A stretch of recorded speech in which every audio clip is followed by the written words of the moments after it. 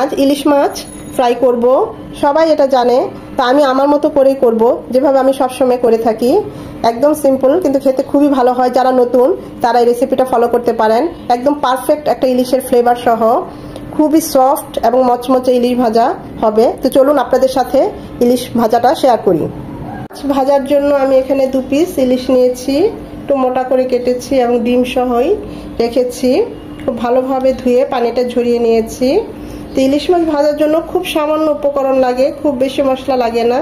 নিয়েছি 1/2 চামচ ভাজা জিরে গুঁড়ো, লবণ তো লাগছেই, 1 চামচ মরিচ গুঁড়ো আর 1/2 চামচ হলুদ গুঁড়ো, আর সামান্য একটু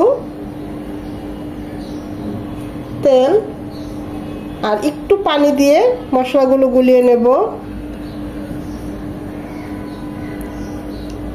এখানে চাইলে আপনারা খুব সামান্য আদা রসুন ইউজ করতে পারেন, আমি করলাম না, কারণ ইলিশের যে ফ্লেভারটা সেটা আদা রসুনের জন্য নষ্ট হয়ে যেতে পারে, তাই আমি আদা রসুনটা নিলাম না। খুব ভালোভাবে মাছগুলো এভাবে মেখে নেব, এপিট উপিট।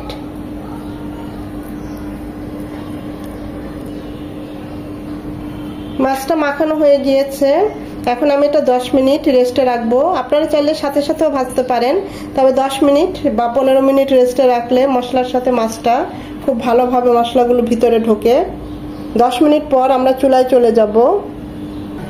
প্যানে দিয়ে দিচ্ছি সরিষার তেল 3 চামচের মতো।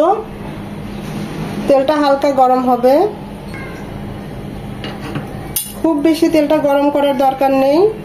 এরকম হালকা গরম হলে আমরা ইলিশ মাছটা দিয়ে দিব।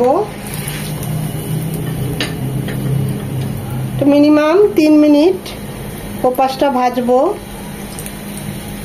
চুলার হিট মিডিয়াম এবং লো হিটের মাঝামাঝি থাকবে, ভুলেও সাথে সাথে উল্টাতে যাবেন না। 3 মিনিট পর মাছগুলো উল্টিয়ে দেব খুব সাবধানে, কারণ ইলিশ মাছ খুবই সফট।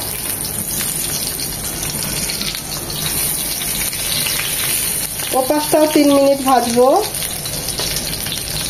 এখানে আমি তেল একটু বেশি দিয়েছি, 2 চামচ তেল দিলেই হতো। ইলিশ মাছ ভাজার তেল বলে কথা, একটু তো বেশি দিতেই হবে, তাই একটু বেশি তেলই দিয়েছি। আবার এই মাছ থেকেও তেল উঠবে, কারণ এটা পদ্মার ইলিশ। ওপাশটাও 3 মিনিট ভাজার পর আরেকবার একটু উল্টিয়ে দেব। এখন এই পাশগুলো 1 মিনিট করে আরেকবার ভেজে নেব, যেহেতু আমরা এটা ফ্রাই করব, তাই একটু মচমচে হবে, কিন্তু এমন ভাবে মচমচে হবে না যেন ড্রাই হয়ে না যায়, ভিতরটা যেন জুসি জুসি থাকে, সফট থাকে। বেশি ভাজলে আবার ড্রাই হয়ে যাবে। এই পর্যায়ে আমি 4টা শুকনো মরিচ দিয়ে দিচ্ছি।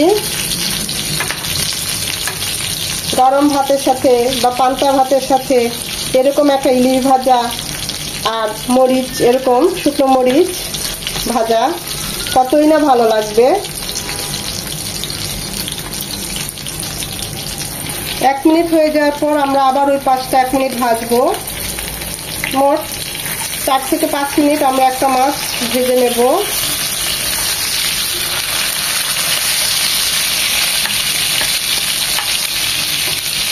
তবে একদম ড্রাই করা চলবে না, যেন মাছটা জুসি জুসি থাকে, ওইভাবে ভাজতে হবে। ওই পাশটা 1 মিনিট ভেজে নেব।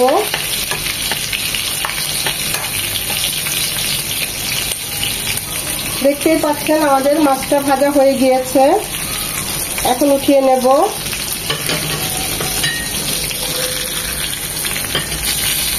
দেখুন কতটা জুসি হয়েছে, একদম ড্রাই হয়ে যায় নাই, কিন্তু আবার খুব ভালোভাবে ফ্রাইও হয়েছে।